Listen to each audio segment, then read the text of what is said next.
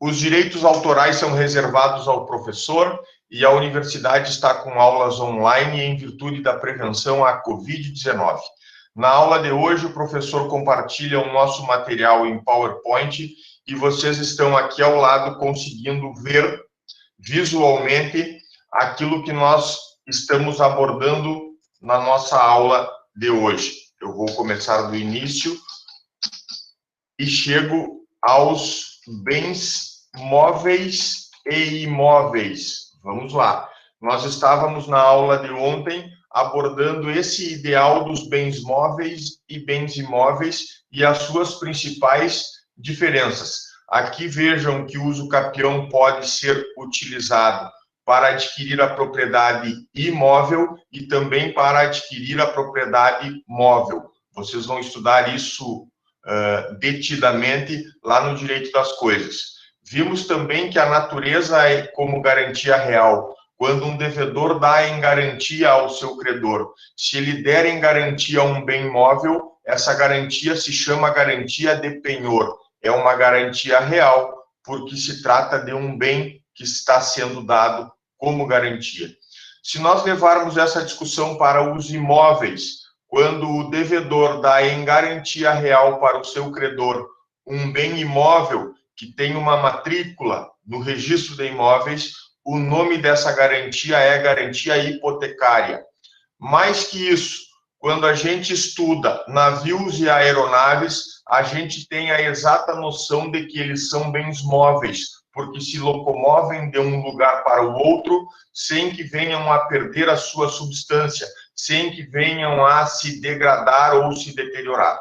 São bens móveis, mas para efeitos do Código Civil, quando a gente fala de garantia, o devedor que dá em garantia uma aeronave ou o devedor que dá em garantia um navio, ele estará dando como garantia real em hipoteca. Então, o nome da garantia é hipotecária. Por quê? Porque o devedor que é proprietário do navio dado em garantia, ou o devedor que é proprietário da aeronave dada em garantia, ele ficará com a posse do navio ou da aeronave enquanto ele paga o contrato que ele tem a cumprir com o seu credor. Se ele descumpre o contrato, o credor que não quer correr riscos, ele vai acionar a devida garantia, vai lá acionar a garantia hipotecária e colocar a mão possivelmente no avião ou na aeronave, ou no avião ou no navio dados em garantia. Para finalizar, a outorga. Falava rapidamente ao final da aula de ontem que a outorga significa para vender bens imóveis quando nós estivermos diante de um casamento, uma relação conjugal, nós vamos ter a assinatura de ambos os cônjuges para proceder legalmente e validamente, portanto, a venda de um bem imóvel. Para comprar, eu não preciso de outorga uxória ou marital. Outorga uxória é a assinatura que a mulher dá juntamente com o seu esposo. E outorga marital é a assinatura que o esposo apõe no contrato de venda do imóvel juntamente com a sua esposa. Essa outorga ela é necessária quando a venda for de bem imóvel.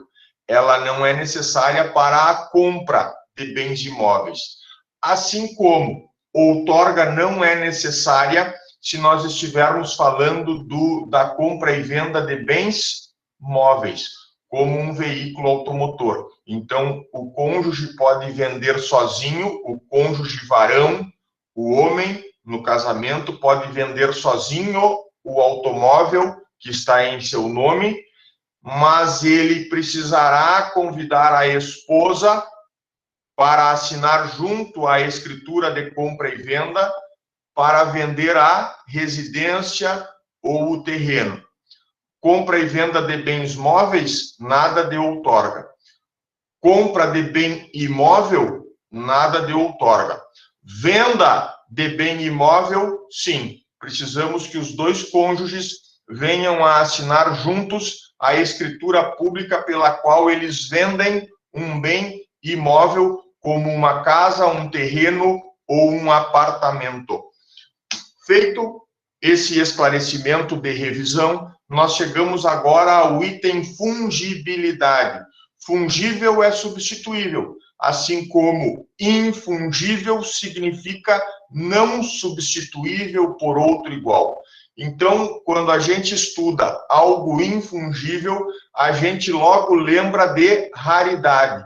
Se algo é infungível, tem, portanto, um valor sentimental para mim, ou tem, no mínimo, uma escassez nos ambientes de venda. Vamos explicar melhor. Esclarecendo a classificação quanto à fungibilidade, a doutrina fala em um primeiro momento dos bens fungíveis, aqueles que admitem substituição por outro de igual espécie, qualidade e quantidade. Se eu vendo 10 sacas de café, ou melhor dizendo, melhor exemplificando, se eu empresto 10 sacas de café para um vizinho de propriedade rural, no ano seguinte ele me promete devolver e ele não vai devolver as mesmas sacas de café. Por óbvio, ele levou 10 sacas de café emprestadas e as utilizou.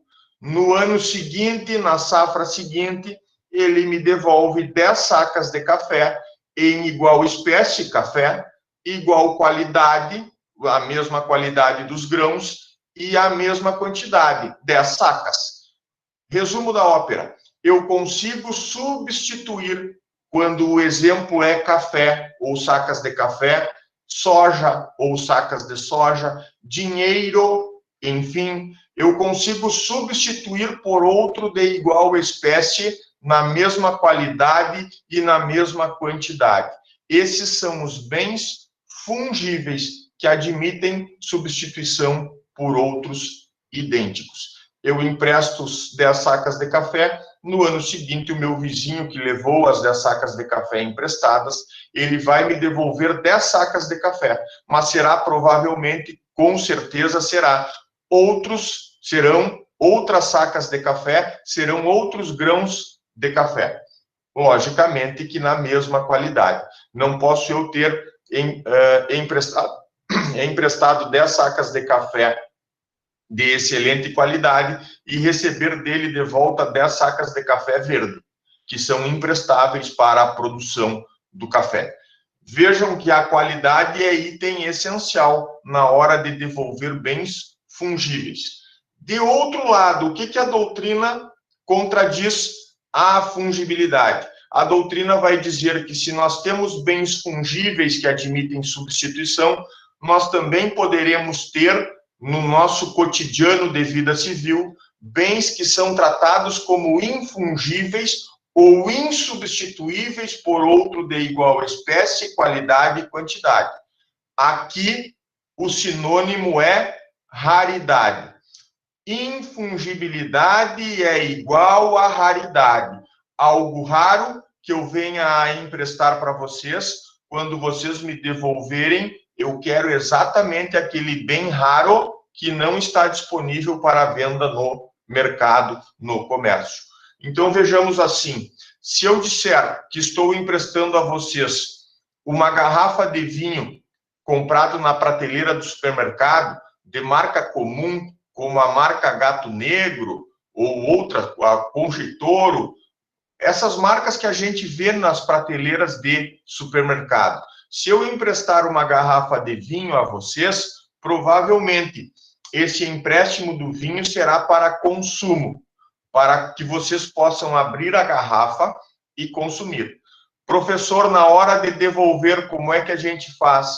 Basta ir ao supermercado que vende essa marca, tem essa marca à disposição, e comprar uma outra garrafa similar à que eu emprestei e me devolverão uma garrafa da mesma espécie, o vinho Gato Negro, da mesma qualidade e na mesma quantidade, uma garrafa. Isso não há dúvida de que é bem fungível. A garrafa de vinho que está à disposição nas estantes dos mercados não há raridade nenhuma nela, e, portanto, nós a tratamos como bem fungível. Agora, o mesmo exemplo da garrafa de vinho. Sou eu um colecionador e adquiri por alto valor econômico uma garrafa de vinho italiano ou francês muito premiado em uma safra do ano de 2009, por exemplo. Vou chutar um ano aqui. Um vinho muito premiado do ano de 2009. E essa garrafa está no meu acervo de vinhos. E então, vocês propõem o empréstimo da garrafa. Agora, veja bem, não para consumo. O empréstimo da garrafa, porque vocês estão promovendo uma exposição de vinhos. Qual é a consequência de eu emprestar para vocês agora uma garrafa de vinho que é um vinho raro? A consequência é que eu empresto a garrafa de vinho raro e eu quero a mesma garrafa de vinho de volta ao final do empréstimo. Então, aqui a gente vai tratar dessa grande distinção. Se eu for falar a vocês qual é a importância da classificação quanto à fungibilidade, eu vou ter que dizer: é importante tratar de fungibilidade quando a gente analisa o contrato de empréstimo. O contrato de empréstimo, ele é subdividido em duas espécies. Eu posso ter contrato de empréstimo por mútuo, quando eu estou emprestando bem fungível, a garrafa de vinho Gato Negro, que está à disposição nas prateleiras dos supermercados, ou eu posso ter empréstimo por comodato. Deita aí com a mamãe. Menina, desliga teu microfone, eu tenho um microfone aberto. Tá bem. Então, se eu fizer um empréstimo da garrafa de vinho Gato Negro, fungibilidade, e eu vou emprestar por contrato de mútuo. Consequência do contrato de mútuo, eu empresto uma garrafa de vinho, ela pode ser consumida. No outro dia, aquele que tomou a garrafa emprestada, ele vai ao supermercado, compra outra idêntica e me devolve. Temos problema no contrato de mútuo? Não, basta que se devolva a quantidade de garrafas de vinho que se tomou emprestada, que se levou para consumo.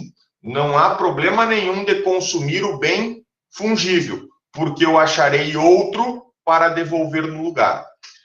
Quando a gente vai para os bens infungíveis, aqui o detalhe muda.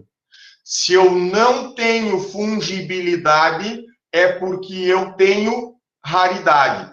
E se o bem é raro, eu vou emprestar esse bem por contrato de comodato. Mudamos a nomenclatura para uma segunda subespécie de contrato de empréstimo.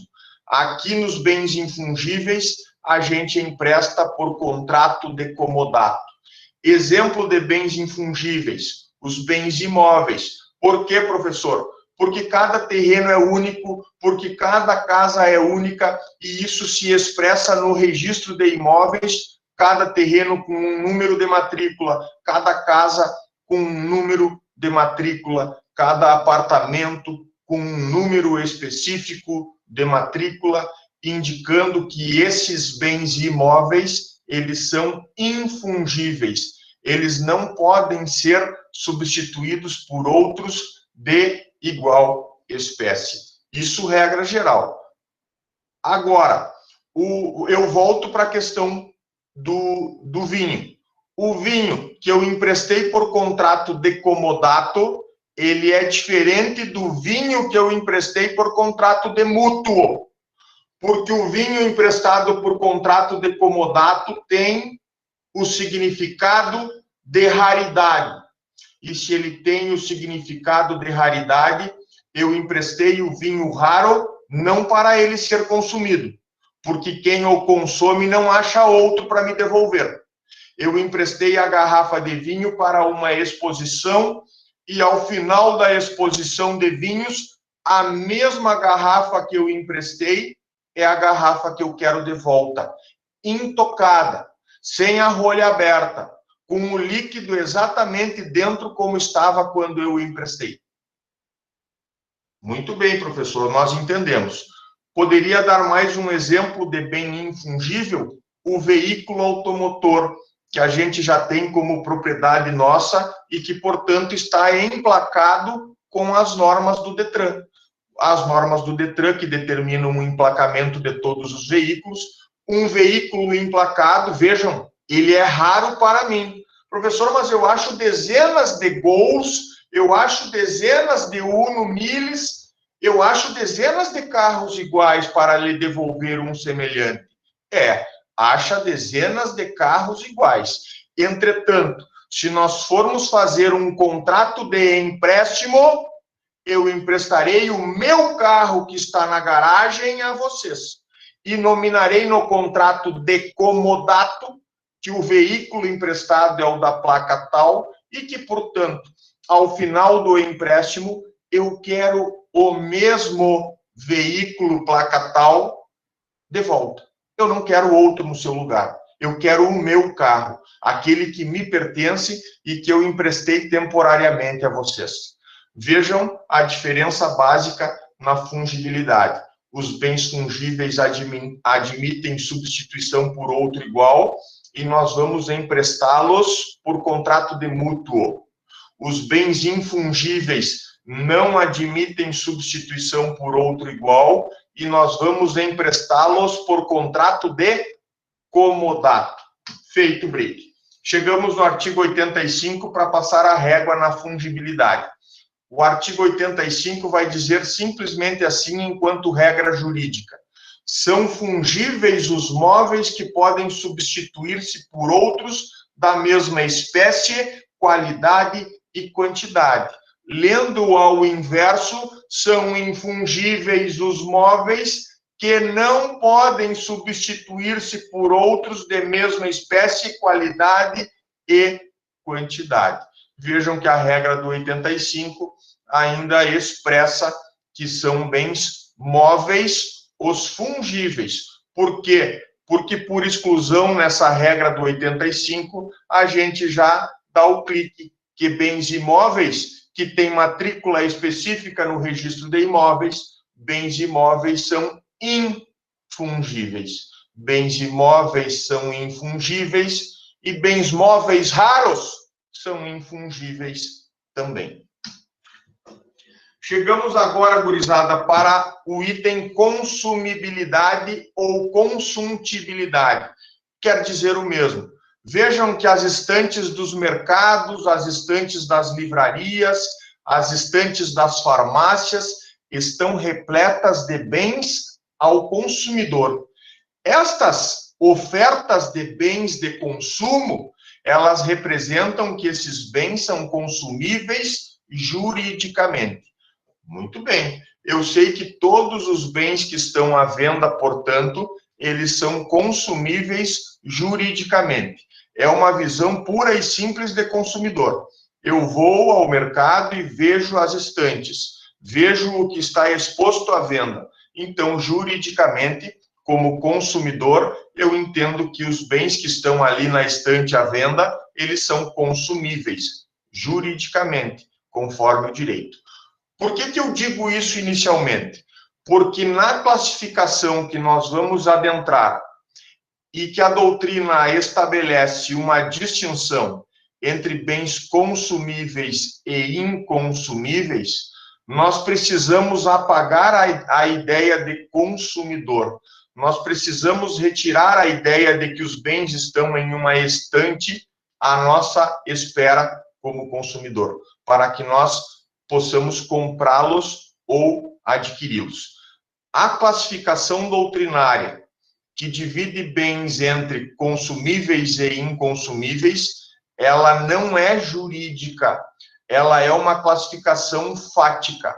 Eu preciso olhar para o bem e ter a compreensão se esse bem é algo durável ou se esse bem é algo que se esvai, que se deteriora, que se gasta em um primeiro uso, em um único uso. Então, esta visão doutrinária, que classifica os bens jurídicos quanto à consumibilidade, ela é puramente fática. Vamos, então, entendê-la.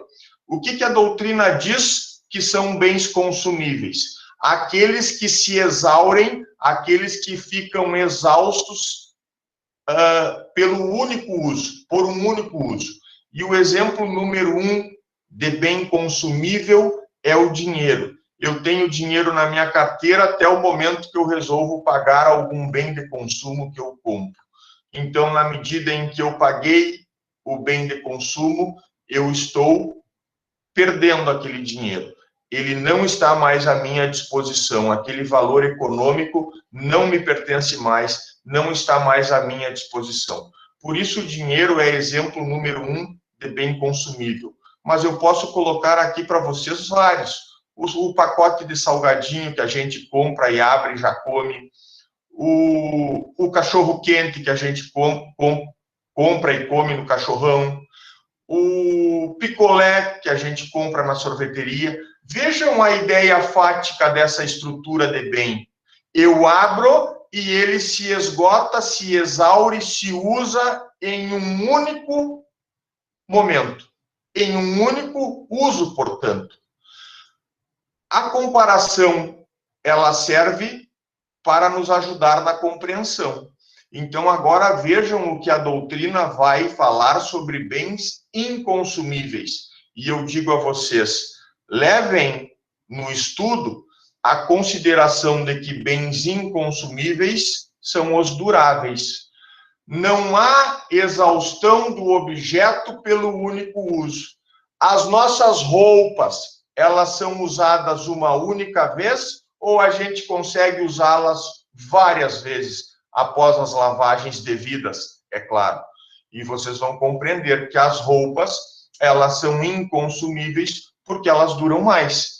O grampeador que eu mostrava a vocês, o grampeador é consumível ou inconsumível nessa visão fática? Ah, professor, o senhor compra um grampeador, ele dura por 10, 15 anos, se ninguém der umas pauladas nele e ele se conservar, ele dura, ele tem vida longa, é um bem durável. Então, na visão doutrinária, o grampeador é um bem inconsumível. Roupas são bens inconsumíveis, veículos são bens inconsumíveis, celulares ou smartphones são bens inconsumíveis. A ideia aqui é ter um mínimo de durabilidade. Professor, precisa ser um mês de durabilidade ou um ano? Qual é o tempo? Não tem tempo. É uma ideia puramente classificatória. Se eu abro o picolé e já o consumo em um único uso, ele é consumível, porque prontamente liquidei com o objeto. Agora, se eu compro uma roupa, eu já vou considerá-la inconsumível, porque ela tem uma certa durabilidade e eu não acabo com ela em um único uso, a menos que eu venha a destruí-la aí num evento, numa briga, que eu saia com a roupa rasgada, mas a regra geral é que a roupa é inconsumível, porque ela tem uma certa durabilidade.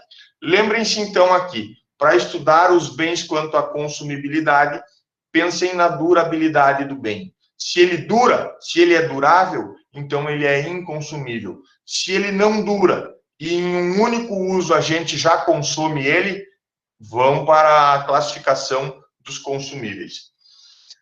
O que pode cair na sua prova? Ó, o exemplo do manuscrito raro. A consumibilidade, ela pode ser jurídica, como eu falei para vocês. Seja o picolé, seja o pacote de salgadinho que está à exposição lá no supermercado, ou seja um bem durável, como o veículo que está à exposição no saguão da revenda, ou a camisa que está à exposição no manequim da loja. Vejam que aqui eu não estou distinguindo faticamente entre duráveis e não duráveis. Eu estou colocando todos na mesma situação. Duráveis ou não duráveis. O picolé, o salgadinho, o carro ou a roupa. Estou colocando todos na mesma situação. Para dizer assim, sempre que estiverem à venda ao consumidor, essa consumibilidade ela será jurídica. Então, nós teremos bens consumíveis juridicamente, olhando para o picolé, olhando para o salgadinho, olhando para a garrafa de Coca-Cola, olhando para a roupa que está na loja, olhando para o automóvel que está à venda na revenda. A consumibilidade jurídica, ela é o simples fato de que os bens de consumo estão à disposição do consumidor, se este consumidor quiser comprá-los e se tiver condições econômicas de comprá-los. Porque às vezes eu posso ter a condição econômica de comprar o picolé, mas aí eu passo no saguão dos automóveis e eu não tenho condição econômica de comprar o automóvel. Mas a ideia está preservada. Está à exposição o bem, então consumível juridicamente ele é pelo consumidor. Falava a vocês do exemplo que pode, o exemplo que pode cair na prova de vocês. E antes disso eu leio o artigo 86, para que vocês compreendam do que se está falando. Bens consumíveis. São consumíveis os bens móveis, cujo uso importa a destruição imediata da própria substância. Ok. Consumível, abriu o pacote de salgadinho e o consumi imediatamente. O cachorro-quente que eu comprei no cachorrão, eu consumi imediatamente. A latinha de Coca-Cola que comprei lá no supermercado, consumi imediatamente. São bens que não são duráveis e, portanto, eles são consumíveis, faticamente. Depois da vírgula, o professor fez um sublinhado. Prestem atenção, porque no sublinhado o artigo fala da consumibilidade jurídica. Então, antes da vírgula, eu tenho a noção do que é consumível, faticamente, e lendo ao contrário, eu sei o que é inconsumível. São inconsumíveis os bens móveis cujo uso não importa a destruição imediata. Se eu tenho algo durável, tenho algo inconsumível. Se eu tenho algo que não é durável, eu tenho algo consumível. Isso até a vírgula está muito claro. Agora eu chamo a atenção a vocês daquela explicação que dei sobre a consumibilidade jurídica e que eu dizia, tanto o pacotinho de salgadinho quanto o veículo automotor, quaisquer duráveis ou não, estarão à disposição do consumidor para compra pelo consumidor. E aí vem o pós-vírgula, sendo também considerados tais, consumíveis juridicamente, os destinados à alienação. Então, está destinado à alienação, pode ser um celular, pode ser um relógio, pode ser um carro, uma roupa, um salgadinho, não importa. Está destinado à alienação, está à disposição do consumidor, então, juridicamente consumível ele é. Só deem atenção a esses dois aspectos. A primeira parte do artigo 86 fala de consumível e inconsumível no aspecto fático, e depois da vírgula, onde o professor sublinhou ali ao lado, nós temos o ideal de consumibilidade jurídica. Essa consumibilidade jurídica coloca todos os bens no mesmo patamar, sem distingui-los em consumíveis ou inconsumíveis. O fato é, está à disposição do consumidor na prateleira ou no saguão? Está. Então, é consumível juridicamente. Aí a doutrina se esforça para dizer assim, nem sempre bens consumíveis são fungíveis. Nem sempre bens inconsumíveis são também infungíveis. Às vezes essa correlação não funciona. E aí pode estar na prova de vocês a ideia do manuscrito raro. O livro que hoje é raro porque ele foi escrito há algum tempo atrás e não se fizeram novas edições, não se publicaram novas edições. O que significa isso? Quem comprou, comprou. Quem não comprou o livro, não compra mais. Significado de raridade. Alguns livros que não se publicam mais e que estão nas bibliotecas de muitos, eles já são considerados algo raro.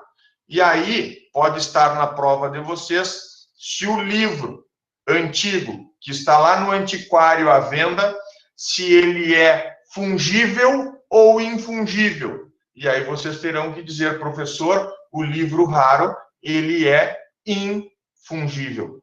E aí a próxima pergunta vem colada com esta primeira. E eles são consumíveis juridicamente ou inconsumíveis? De fato. E vocês dirão, depende, professor.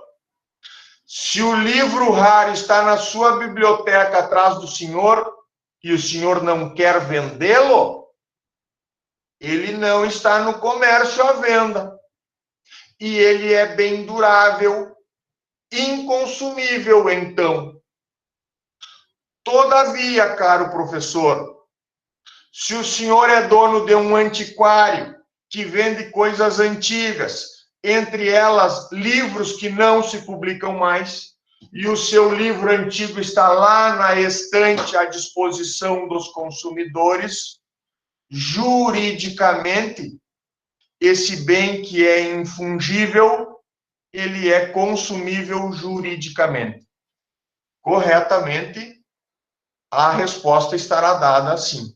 Vejam que a perspectiva de mudar a conjuntura onde o bem está, se na minha biblioteca ou se no antiquário à venda, muda tudo em relação à consumibilidade jurídica. Se está no antiquário à venda, consumível é. Se está na minha biblioteca aqui atrás, inconsumível ele será. Cuidem isso para a prova. Esse exemplo do manuscrito raro, do livro raro que não se publica mais, ele poderá estar na nossa provinha final. Não errem essas questões. Geralmente elas vêm atreladas à ideia de que o acadêmico ou a acadêmica saibam o que é fungível e infungível e o que é consumível juridicamente ou inconsumível. Ok? Vamos fazer essa mistura ali, provavelmente em um questionamento. Vamos adiante. Chego agora na divisibilidade. Podemos ter bens divisíveis como sacas de produto e como dinheiro.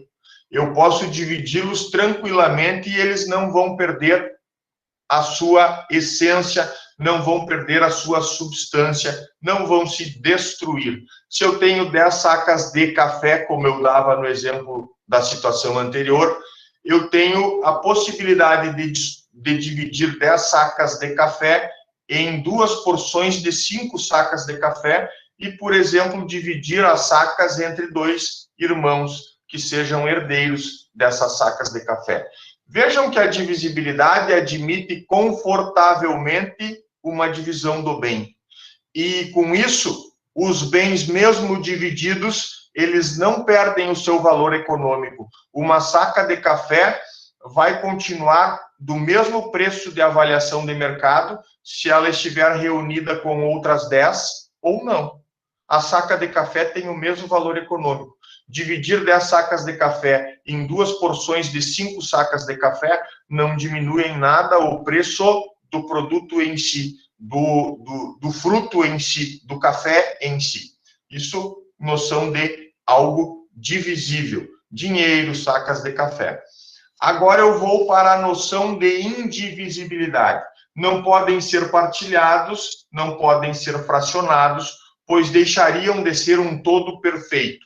E eu dou o exemplo do carro, porque vocês visualizam. Como é que a gente divide um carro entre 2 irmãos que herdaram esse carro? Ah, professor, vamos passar uma serra, dividimos no meio, e de um carro nós fizemos 2 motos. Só que não, né? Dividir o carro no meio significa destruir o objeto a ponto de que ele não valha mais como veículo automotor e possa valer apenas como sucata no ferro velho. Então, não é uma possibilidade de dividi-lo partindo ao meio. Logicamente que vocês vão me dizer, professor, mas vende o carro e partilha o dinheiro. Bom, se nós vendermos o carro é a solução. Mas quando nós estamos com o dinheiro na mão, aquilo já se tornou algo divisível, porque dinheiro facilmente é divisível. Então, nós guardem vendemos essa o noção. carro, estamos alienando um bem infungível. Isso, um bem, se nós estamos, como é que é? Se nós estamos... Se nós vendemos um carro, estamos alienando um bem infungível. Sim, e aqui na nossa classificação, um bem indivisível. Ele é infungível porque tem placa específica, sim, ele é infungível, eu não admito substituição por outro. Mas aqui na nossa classificação, esse mesmo carro também é um bem indivisível. Indivisível, exatamente. Vamos ao tratamento jurídico da questão. Artigos 87 e 88 do Código Civil. Bens divisíveis são os que se podem fracionar sem alteração na sua substância, diminuição considerável de valor ou prejuízo do uso a que se destinam. Então, eu não posso dividir bens que vão perder consideravelmente o seu valor ou que venham a se destruir com essa divisão. Seria uma saída muito inapropriada dividir um bem indivisível, porque isso causaria um prejuízo econômico a quem tomasse uma decisão dessas. Chegamos no artigo 88 para ver a regra de que os bens naturalmente divisíveis podem tornar-se indivisíveis por determinação do quê? Da lei ou da vontade das partes, os contratos que possuem cláusulas estabelecendo a vontade das partes. Então, a lei pode tornar algo indivisível? Pode. E o contrato entre as partes assinado pode tornar algo indivisível? Também pode. Vamos, então, ver essa indivisibilidade. Ela pode ser uma indivisibilidade natural, como uma casa térrea. Regra geral, nós não conseguimos trabalhar a ideia de fazer de uma casa térrea duas casas geminadas que aproveitem a mesma parede central. Regra geral é essa. Ah, professor, mas eu conheço um caso em que a casa foi dividida ao meio e conseguiu se dividi-la. Bom, tem casos específicos, mas a regra geral, uma casa térrea, a gente comodamente não consegue dividi-la em duas casas. Então, naturalmente é indivisível um imóvel consistente em uma casa térrea. Hein, professor? Pois não, pode falar. Mas aí, nesse caso que o senhor citou, eu conheço uma casa que conseguiram dividir, mas aí foi por acordo das partes. Claro que sim, mas veja que às vezes nem com acordo das partes tu não consegue dividir. Sim, provavelmente alguém ficou com uma fração menor. Não foi igualmente, não ficou equânime. Perfeito. Mas aí também nós temos a compreensão de que muitas vezes a casa não é grande o suficiente para admitir essa cômoda divisão. E que até o terreno não comportaria essa divisão. A solução vai ser aquela mesma que nós vimos para o carro deixado como herança. A necessidade de venda para transformar o bem em dinheiro e daí sim, o dinheiro ser dividido entre os herdeiros. A próxima possibilidade de indivisibilidade é a legal, a que vem da lei. E eu digo como exemplo principal a herança até o momento da partilha. Falecida a pessoa, naquele exato momento, pelo princípio de Saizine, os bens deixados por ela já se transmitem desde logo aos herdeiros. Tudo certo? Tudo certo. Entretanto, esses bens não estão ainda no nome dos herdeiros. E precisaremos de um procedimento chamado de inventário. Pode ser no tabelionato de notas, em algumas situações, podem ser judicialmente em outras situações. Mas vejam que o procedimento do inventário é algo necessário para se fazer a divisão dos bens deixados por um cidadão ou por uma cidadã que faleceu deixando bens. Qual é o critério que eu vou sinalizar aqui? Desde o momento da morte, com a paralisação da atividade cerebral reconhecida por um médico, os bens deixados já não são mais do defunto, já não são mais do cadáver, são da linha sucessória dele, certo? Deste momento da morte, até quando nós temos a partilha? Até a finalização do procedimento de inventário. O inventário, ele chega ao final com êxito quando os herdeiros saem com os formais de partilha e cada herdeiro consegue registrar em seu nome o patrimônio herdado. Então, há um lapso de tempo, há um tempo específico entre a data da morte e a efetiva partilha dos bens entre os herdeiros. Pois esse patrimônio deixado por aquele que morreu antes da partilha, ele será considerado indivisível por força de lei. O espólio deixado pelo falecido é algo indivisível. Essa indivisibilidade só desaparecerá quando o inventário chega ao seu final e cada um dos herdeiros sai com o seu formal de partilha dizendo: olha, essa parte da herança é minha, agora eu vou registrar esse patrimônio todo no meu nome. Então, é um exemplo de indivisibilidade por força de lei, a herança deixada pelo falecido até o exato momento da partilha.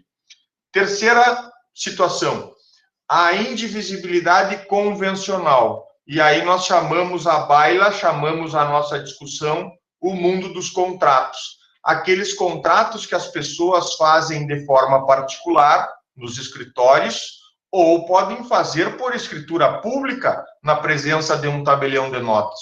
O contrato é o mesmo. Por vezes a gente faz ele de forma particular, por vezes até a lei exige que ele se faça por escritura pública na presença do tabelião de notas.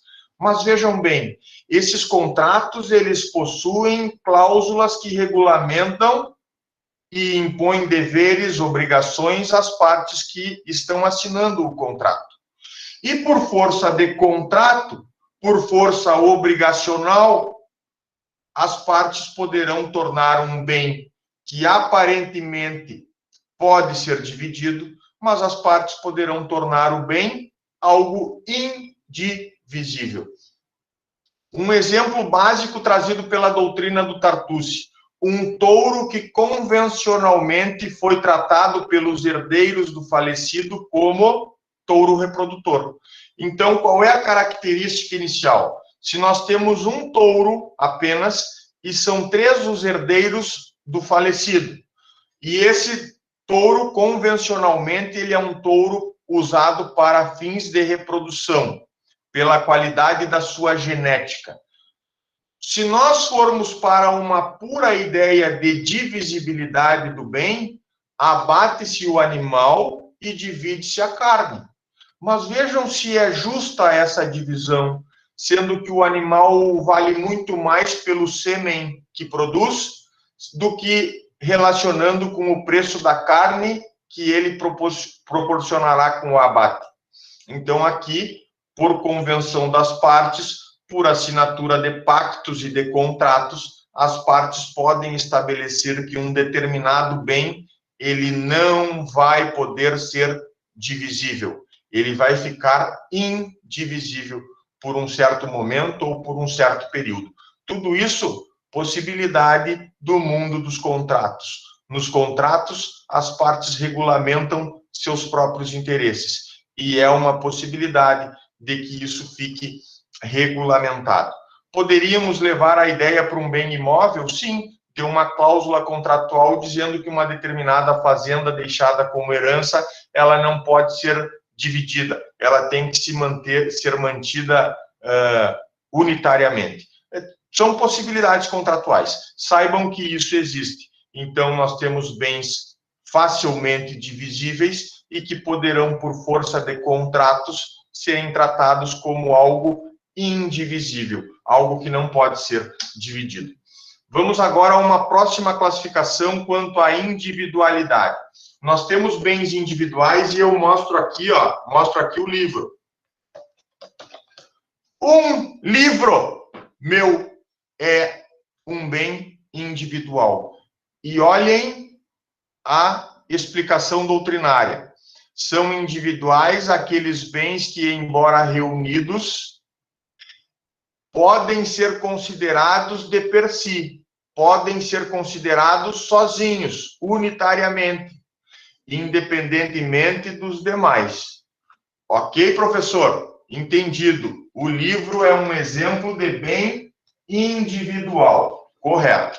Vamos agora entender o que são os bens compostos. Os universais são aqueles que encontram-se agregados em um todo, constituído por várias coisas singulares, formando um todo individualizado. Olhem aqui para trás do professor, e o professor tem ali uma biblioteca.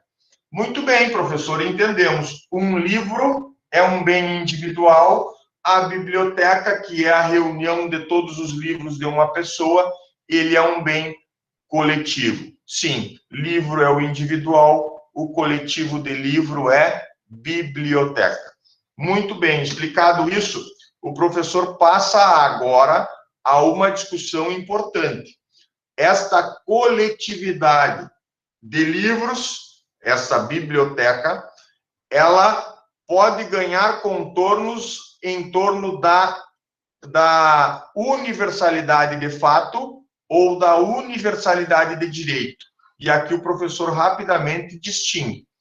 Uma universalidade de fato é aquela que eu, mesmo não sendo obrigado pela lei, mantenho ela como algo coletivo.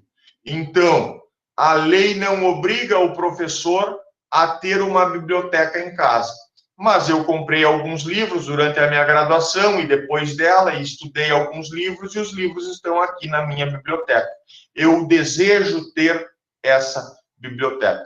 Professor, mas a lei não lhe obriga a ter uma biblioteca? Não, não me obriga. Então, essa universalidade, ela é puramente de fato. Por quê? Porque quando a lei obriga, a universalidade é de direito. Quando a lei obriga certa quantidade de patrimônio ficar reunida, como a herança daquele que faleceu até a partilha, quando há essa obrigação por força de lei, nós tratamos isso como universalidade de direito. Essa explicação inicial não sobrepõe a leitura dos conceitos. Vamos aqui ao lado ver agora. Universalidade de fato quer dizer conjunto de bens singulares, vários livros, conjunto de bens singulares, corpóreos e homogêneos, ligados entre si pela vontade humana. É a minha vontade de ter a biblioteca. E que tenham utilização unitária e homogênea. Está ali o exemplo da biblioteca. Vamos ler agora o significado da universalidade de direito. E lembrem, aqui na universalidade de direito, a lei está determinando que vários bens individuais permaneçam reunidos para uma finalidade. Universalidade de direito, portanto, é o conjunto de bens singulares, tangíveis ou não, aqui uma ficção legal da unidade individualizada. E aí nós vamos trazer alguns exemplos. O patrimônio de uma pessoa. Eu vou colocando todo o patrimônio que eu adquiro no meu nome. Lá no registro de imóveis, eu tenho 20 matrículas. Tenho apartamentos, terrenos, casas. O que significa isso? Senão o meu patrimônio, vinculado ao meu CPF. Se devedor eu for e não pagar, o que meus credores fazem? Ah, professor, ajuiza um processo contra o senhor e pode saber que um oficial de justiça vai penhorar um de seus imóveis para pagamento das dívidas. Vejam, então, a reunião do patrimônio que uma pessoa vai construindo ao longo do tempo é uma universalidade de direito. É a lei que fala em patrimônio de pessoa e é a lei que diz que todo o patrimônio que uma pessoa tem responderá pelas suas obrigações, ok? Então, o patrimônio de uma pessoa serve de exemplo, assim como aquele exemplo já visto. A herança de uma pessoa, ela é tratada por força de lei como algo indivisível e também como uma universalidade de direito. E aí eu explico. Deixamos como herança 10 carros, 10 ônibus, 10 caminhões.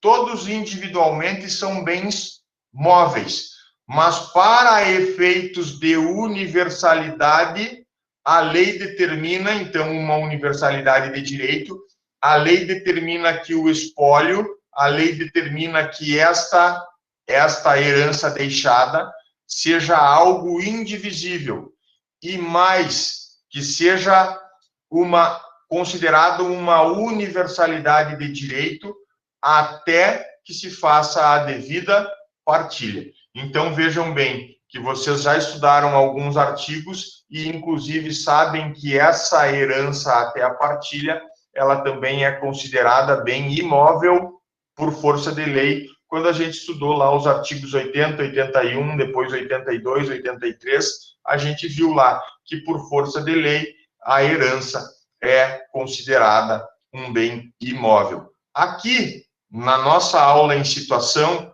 é considerada a herança uma universalidade de direito, porque a legislação determina que a herança fique reunida.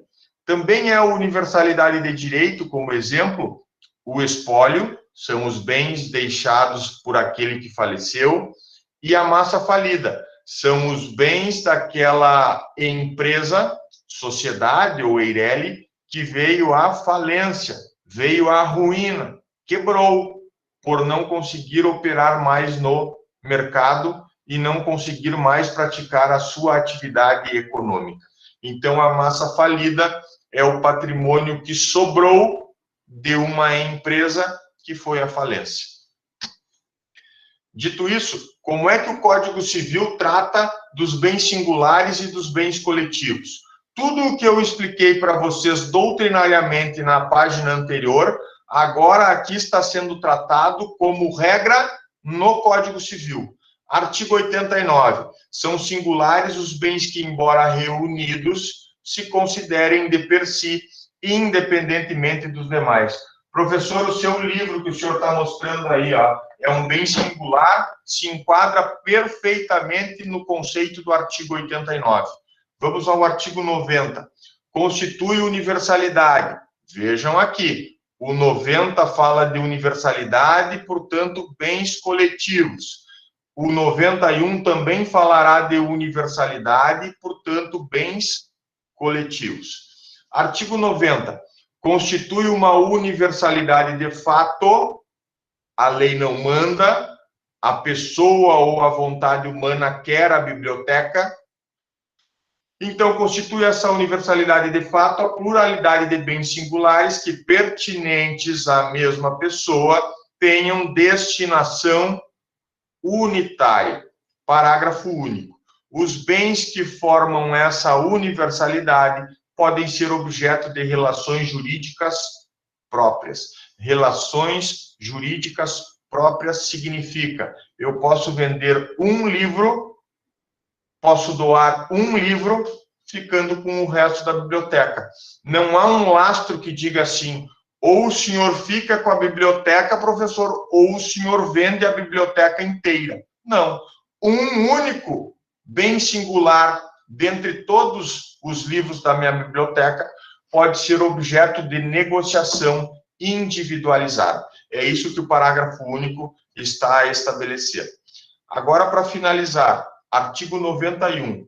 Constitui universalidade de direito. A lei manda o complexo de relações jurídicas de uma pessoa dotadas de valor econômico.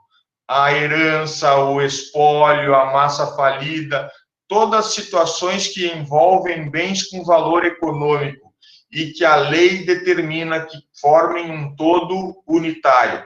O patrimônio de uma pessoa, um todo unitário. Nós vamos ter aqui exemplos de universalidade de direito ou de bens coletivos tratados pelo direito como algo único.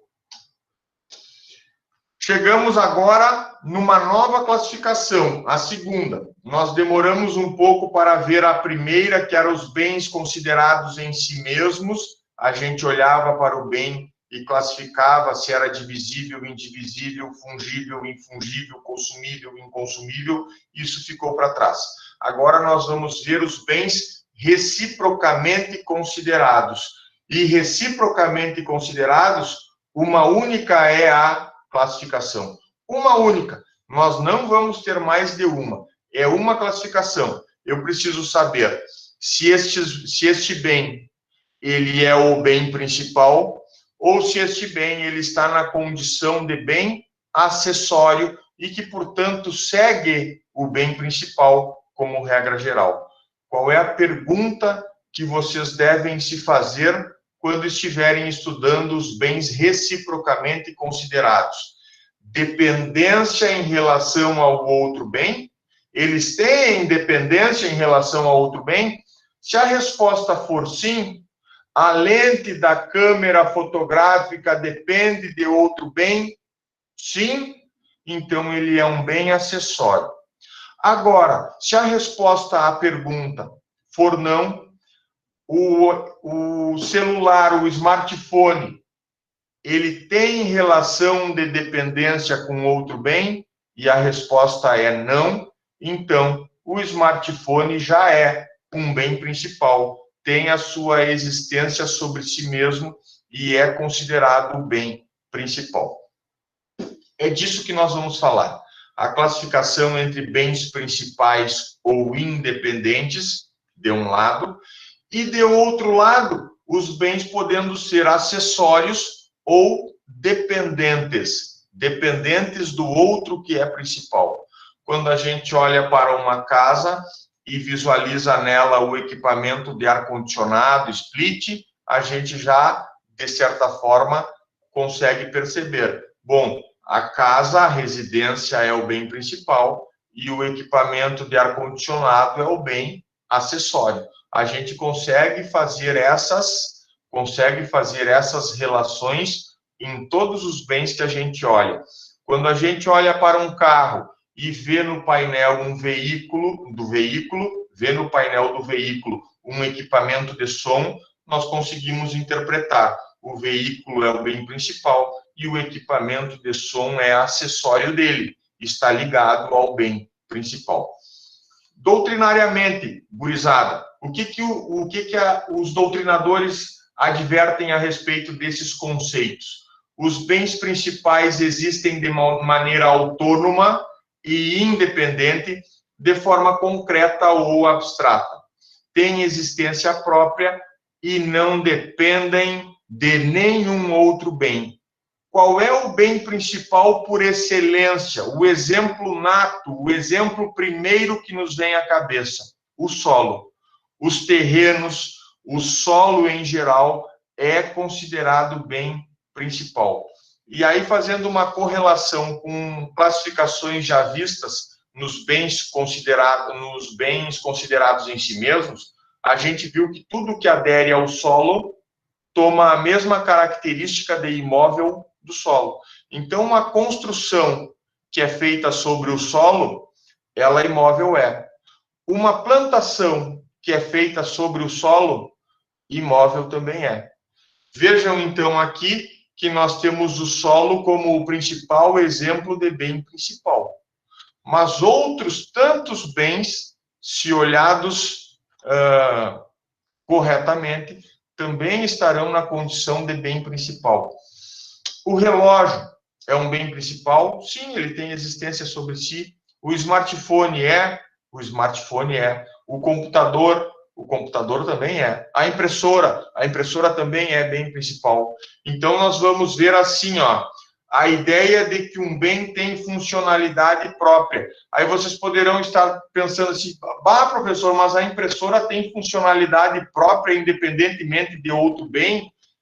Eu penso que sim. Se ela for uma impressora dessas tecnologicamente que admitem o uso do scanner, por exemplo, ela tem funcionalidade própria. Ela não precisa do computador mais, as mais modernas que a gente conhece por aí, ela não precisa mais de um computador para fazer o escaneamento de uma folha ou de um documento. Então, eu penso nesse exemplo que podemos considerar, sim, a impressora como um bem independente. Ah, professor, mas eu estava pensando naquelas impressoras mais modestas, que elas estão ali com o cabo ligado no computador e que elas só imprimem se o computador der a ordem, se o carinha ou a pessoinha que está ali manuseando a máquina der a ordem de impressão. Bom, se vocês estão pensando nesta impressora mais comum, esta que só imprime se vier a ordem de quem está operando o computador, aí ela tem uma relação de dependência, sim. Me parece claramente que nós podemos dizer que a impressora, essa mais comum que só imprime, que ela tem uma relação estreita de dependência com o bem principal, que é o computador. Mas se for dessas impressoras mais novas, que a gente pode admitir ali que ela faça um scanner de um documento, aí a gente já pode pensar assim, não, naquela mais moderna lá eu consigo usar ela independentemente do computador. Então, as variáveis são muitas. Vejam que as variáveis exemplificativas são muitas. Agora eu leio para vocês o que a doutrina diz a respeito dos bens acessórios. Os bens acessórios ou dependentes, eles dependem de um bem principal, subordinando-se juridicamente a ele. Sua existência e sua finalidade dependem juridicamente de um outro bem principal. Exemplos aqui são de rendimentos. Rendimentos que podem ser o aluguel para o proprietário da casa que a põe, que coloca ela em aluguel. Os rendimentos que podem ser juros para quem coloca dinheiro investido a juro. Eu coloco o dinheiro na poupança, estou visando ganhar juros. E também o rendimento chamado de dividendos, porque quando eu faço o investimento em cotas de uma sociedade empresária, ou eu faço o investimento em ações de uma sociedade anônima, eu estou ali visualizando a possibilidade de que a pessoa jurídica ganhe lucro e que, ao final do exercício, esse lucro seja revertido em dividendos partilhados entre os sócios. Então, o exemplo de acessório aqui está nos rendimentos, aluguéis, juros, dividendos. Podemos ter outras situações para tratar como acessório? Sim, poderemos ter os frutos, os produtos, poderemos ter as benfeitorias, as pertenças, mas tudo isso a gente vai ver a partir de agora. O ponto-chave, artigo 92 do Código Civil. Esse não pode passar despercebido por vocês. Principal é o bem que existe sobre si, abstrato ou concretamente, ponto e vírgula. Acessório, aquele cuja existência supõe a do principal. Então, o acessório nunca é visto sozinho. Ele não tem funcionalidade própria se estiver sozinho. Ele só terá funcionalidade se somado ao bem principal. Aqui, nesta discussão do artigo 92, entra talvez a principal abordagem da classificação em relação aos bens reciprocamente considerados. A principal. E ela é chamada de teoria da gravitação jurídica. Ela é uma regra geral. E toda a regra que é dita como geral admite exceções. Não esqueçam nunca disso. Quando alguém estiver falando algum conceito e esse alguém disser a regra geral, vocês pensem, se ele está dizendo que a regra geral é essa, é porque nós temos exceções. E é exatamente isso que acontece aqui. A regra geral nos bens reciprocamente considerados é de que vigora a teoria da gravitação jurídica. Qual é essa teoria? O bem acessório, em regra, segue o bem principal. e também o bem acessório pertence ao mesmo titular do domínio do bem principal. Professor, eu não sei o que é domínio.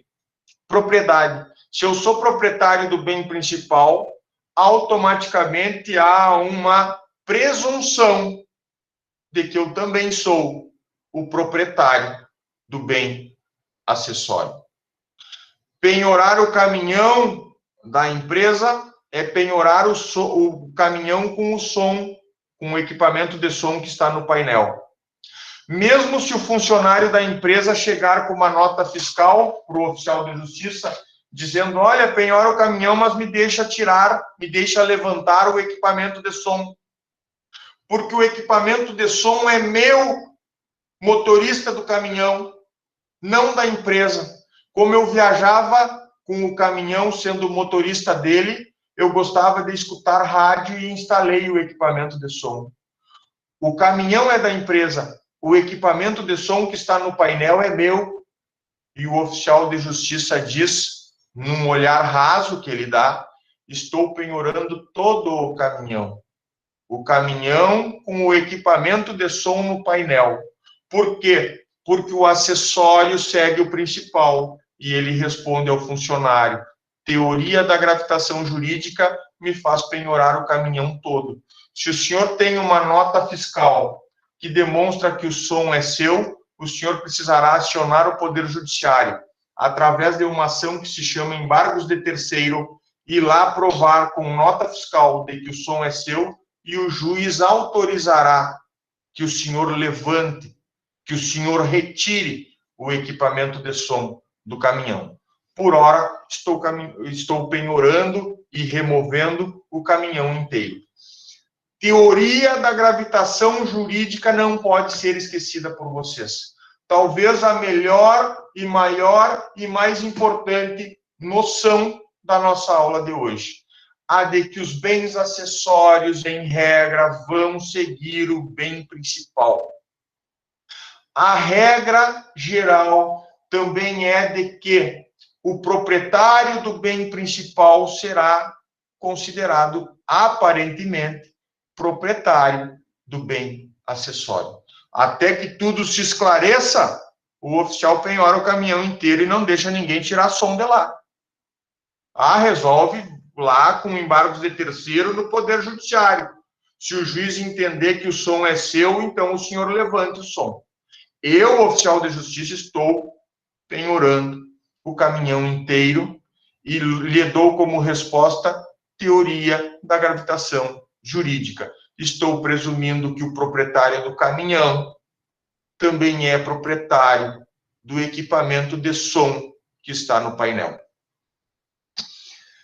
Agora sim, falamos de bem principal e acessório e o professor enfatizou. Regra geral, o acessório segue o principal. Regra geral, o acessório segue o principal. Agora sim eu preciso tratar com vocês de vários bens que estão aqui desse lado, vários bens que são tratados como bens acessórios.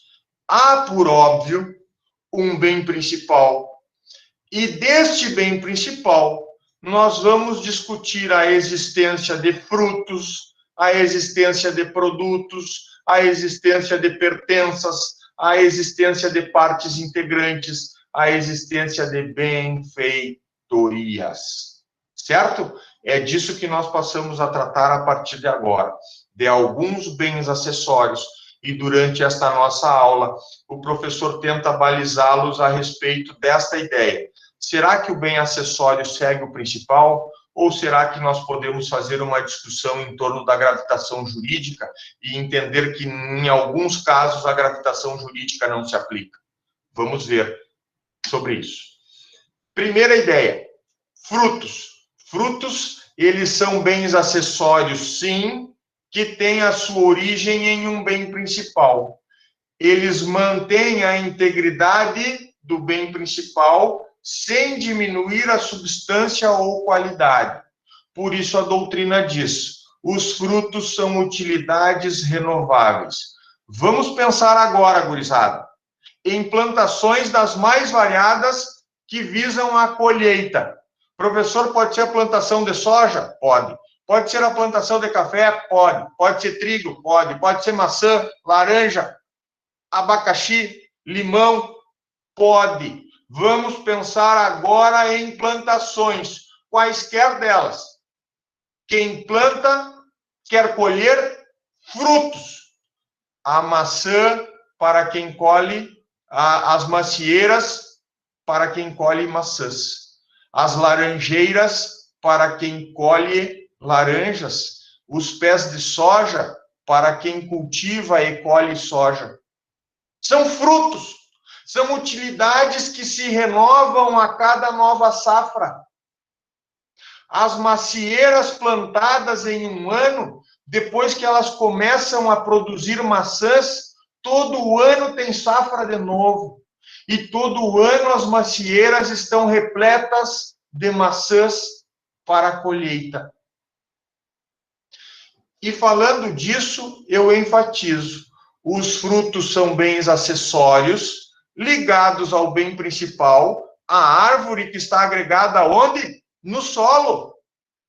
E que então, enquanto árvore agregada ao solo, é bem imóvel também. Mas vejam, a ideia aqui é de que frutos são bens acessórios e são utilidades renováveis. Porque se renovam a todo ano. Todo ano tem safras de maçã de novo, tem safras de soja, de trigo, de milho. Para quem planta alface, tem alface todo mês, ou a cada 2 meses, conforme o tamanho do pé que a gente quer. Vejam que isso é fruto e que não estamos esgotando o bem principal. Não, não estamos. Todo ano se trata a terra de novo e se faz novo plantio. Então, eu vou dizer a vocês, os frutos, eles podem ser naturais, eles podem também ser artificiais, ou eles podem ser aqueles rendimentos que nós já vimos nos exemplos. Eles podem ser chamados de frutos civis, frutos de direito civil. Vamos ver o que são os frutos naturais ou da natureza? São as frutas de uma árvore, como as maçãs de uma macieira, as laranjas de uma laranjeira. E os frutos artificiais, professor? Aqueles cuja intervenção humana entra para produzir algo diferente do fruto natural. Então, nós temos as mercadorias. Elas podem partir de frutos naturais que são trabalhados industrialmente e têm a intervenção humana para virarem uma mercadoria. Eles são, portanto, já tratados como frutos artificiais. A fruta, vamos dizer assim, a fruta de uma árvore de maçãs, a maçã de uma macieira, ela vai ser um fruto natural. Mas se nós tratarmos aquelas maçãs e fizermos dela geleia, já tem a ideia de industrialização. Então, o potinho de geleia que está à venda no mercado, ele já tem a ideia de fruto industrial. Por quê? Porque industrializado foi. Porque a intervenção humana fez da maçã uma geleia. Por fim, os frutos civis, os frutos de direito civil, que vocês já conhecem como rendimentos. O aluguel de quem proprietário da casa fez um contrato de aluguel e permitiu que alguém morasse na casa mediante pagamento mensal dos aluguéis. Então, ao ter direito de propriedade sobre a casa, nada mais justo do que eu colocar ela para contratação de aluguel e alguém que queira nela morar venha lá residir mediante pagamento mensal de aluguéis. O aluguel é rendimento, o aluguel é fruto civil. O juro, para quem empresta dinheiro a juro, para quem coloca dinheiro na poupança e ganha do banco aquele medíocre jurinho que a poupança está pagando. Os dividendos, para quem se associa em sociedade empresária e faz ali os votos para que a empresa dê lucro e que partilhe os dividendos. Aqui, rapidamente, o professor passa por uma classificação dos frutos que é muitas vezes falada pela doutrina. Os frutos podem ser pendentes, as maçãs verdes lá na macieira. Os frutos podem ser percebidos, já foram colhidas as maçãs que estavam maduras, e então elas já foram colhidas, então os frutos já percebidos foram arrancados do pé. Os frutos podem ser estantes, as maçãs acondicionadas em caixas estão em um armazém, um refrigerador, porque elas se conservam mediante refrigeração, então elas podem ser frutos estantes também. Os frutos ainda podem ser percipiendos, e aí vocês pensem nas maçãs podres no chão. As maçãs passaram da época da colheita e ninguém foi lá fazer a colheita. Então, o que a natureza prontamente faz? Faz com que as maçãs apodreçam no próprio pé, ou que os animais, os pássaros, venham a comê-las integralmente. Os frutos percipiendos, eles têm essa noção. As colheitas estavam prontas para serem colhidas, mas não foram colhidas. Então, elas apodreceram no pé. E, por fim, os consumidos. Colhidos, os frutos foram e já foram repassados para consumo pelo consumidor na feira. Então, lá no final da linha, as maçãs já foram consumidas pelos consumidores, já viraram alimentação. Então, a doutrina gosta de fazer essa classificaçãozinha que eu estou mostrando a vocês aqui. Agora, para comparar com os frutos que são retirados do bem principal, eu também tenho que falar a vocês dos produtos. Os produtos também retirados do bem principal. Entretanto, os produtos são utilidades que não se renovam. Se eu falava a vocês de frutos como algo renovável, e eu dizia assim, todo ano temos safra de maçã novamente, aqui nos produtos eu não posso dizer a mesma coisa.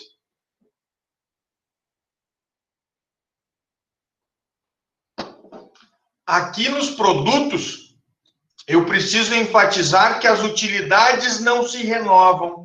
Eu retiro pepitas de ouro da mina e o ouro não brota lá de novo. O ouro não surge de novo na mina. Há uma ideia de escassez, há uma ideia de não renovação. E então a doutrina diz, os produtos são bens acessórios que saem da coisa principal, diminuindo a sua quantidade e a sua substância. Portanto, os produtos são utilidades não renováveis. Frutos se renovam, produtos são não renováveis. E aí vem a ideia de todos os minerais.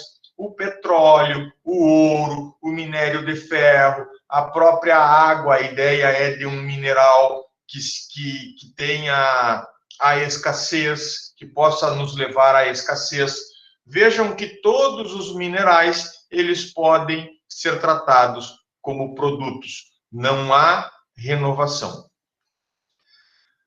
Advertência aqui. Admite-se doutrinariamente a discussão sobre caracterização como bem acessório, pois destacados da própria coisa principal. O que eu explico aos acadêmicos e às acadêmicas? O olhar que a gente dá para uma mina de garimpo de ouro é no sentido de que vários garimpeiros estão lá fazendo pente fino para ver se localizam a pedra preciosa. Ou para ver, aqui nesse caso, ou para ver se localizam o minério precioso, o ouro. Estão garimpando e garimpando em busca do ouro. Neste momento, onde lá no solo está se garimpando e se localiza a pepita de ouro, nós a trataremos como produto. Sim, esgotei o bem principal, o solo. Se lá naquele local só havia uma pepita de ouro e eu a encontrei, não adianta garimpar mais lá, aquela mina pode ser fechada, porque ouro lá não existe mais. Certo? Certo. Então, o olhar que a gente dá para essa atividade de garimpo onde o garimpo é autorizado, porque em terra indígena não pode ser. Aonde a gente coloca o olho como garimpo que é legalmente feito, sem extrair divisas do nosso país e levar por contrabando por estrangeiro, para país estrangeiro, então vejam que essa atividade representa-me a conclusão de que estamos diante de um produto. O solo que garimpado achamos a pepita de ouro. Aí nós vamos adiante. Essa pepita faz qual o caminho, professor? Bom, ela chega na indústria. Por vias legais ou ilegais, muitas vezes a via é ilegal, a gente não desconhece isso, a gente não desconhece a imensidão do nosso país e as falcatruas que ocorrem, mas a ideia principal é a pepita de ouro que foi garimpada e localizada, ela chega na indústria do ouro. E então aquela pepita de ouro vira um lindo relógio ou uma linda joia. Nós temos ali no relógio ou na joia um produto? Já podemos pensar que não. Já podemos pensar que o relógio de ouro já é o próprio bem principal. Então, quando a doutrina começa com essa discussão, mas o produto, o ouro não pode ser tratado como produto porque ele vira o próprio bem principal, na cadeia posterior ele vira. Se eu fizer o olhar para o momento do garimpo, o ouro é produto. É uma utilidade que não se renova no solo. Claro que daí, seguindo a cadeia de andamento de produção, de comercialização do ouro, ele chega à indústria e vira um relógio, vira uma joia. Bom, quando eu olhar na loja o relógio, aí eu tenho a noção de que ele já virou o bem principal. Frutos e produtos, ambos são extraídos do solo, por exemplo. Ambos são extraídos do bem principal. Aqui, como regra geral, o solo está envolvido como bem principal. Ambos são extraídos do bem principal. A diferença entre eles, fruto se renova, todo ano tem safra de novo, produto não se renova. Eu extraí a pepita de ouro, ela não se renova, ela não se recria lá no ambiente de novo. Artigo 95 aqui é importante, para falar de frutos e produtos e possibilidade de comercialização. Apesar de ainda não separados do bem principal, os frutos e produtos podem ser objeto de negócio jurídico igual a contrato. Professor, eu posso negociar uma safra de maçãs verdes? Eu, produtor de maçã, olho para as minhas macieiras e elas estão com as maçãzinhas pequenininhas. Não estão prontas para a colheita. Eu posso procurar o meu comprador de maçãs, a indústria, para ver se a indústria já quer me comprar a safra de maçãs verdes? Nem que com um pouco de deságio em relação ao preço, mas eu estou, com a água no pescoço e preciso fazer dinheiro. Me digam se o artigo 95 não encaixa como uma luva para nós interpretarmos que sim, mesmo não separados do bem principal, frutos e produtos podem ser objeto de negociação jurídica. E a gente ouve falar que produtores de soja negociam a soja verde, ou seja, vendem para um determinado comprador de soja uma soja que sequer está pronta para a colheita, vendo a soja verde com a promessa de receber o dinheiro agora para entregar os grãos depois. Artigo 95 é importante para vocês perceberem que há permissivo legal para nós contratarmos a venda de safras que ainda não estão prontas para a colheita. Eu vou colher e vou entregar no momento certo, mas com antecedência eu já fiz a venda e já coloquei a mão no numerário, no dinheiro que eu cobrei pela venda. Agora o professor vai finalizando com vocês e no mesmo ponto que eu parei na turma da tarde, eu tive que parar a aula aqui pelo horário. Então, eu vou, a partir de hoje ou de amanhã, eu vou fazer a gravação das explicações a partir das pertenças e partes integrantes. Depois nós vamos ver as benfeitorias e aí o professor faz a finalização com os bens públicos. Então, entrará no Google Classroom uma aula gravada para que vocês assistam às explicações sobre as pertenças, as benfeitorias e os bens públicos. Vou gravar essa aula e coloco ela à disposição de vocês no Classroom para que vocês estudem esse ponto e não fiquem sem ele, porque é muito importante e ele vai cair na nossa prova da terça-feira que vem. O que mais que o professor vai colocar à disposição de vocês? Uma prova final simulada. Sempre bom estudar por questões. O professor vai lançar a vocês uma prova final simulada. Não esqueçam que as aulas da prova final, as últimas aulas que vão cair na prova final, a partir de pessoas jurídicas, elas estão à disposição no Classroom, e o professor ainda vai colocar uma a mais, que vai ser inédita, porque eu precisarei explicar para vocês pertenças, partes integrantes, benfeitorias e bens públicos e particulares. Era isso, gurizada. Por hoje era isso. Uma prova simulada também ficará à disposição de vocês.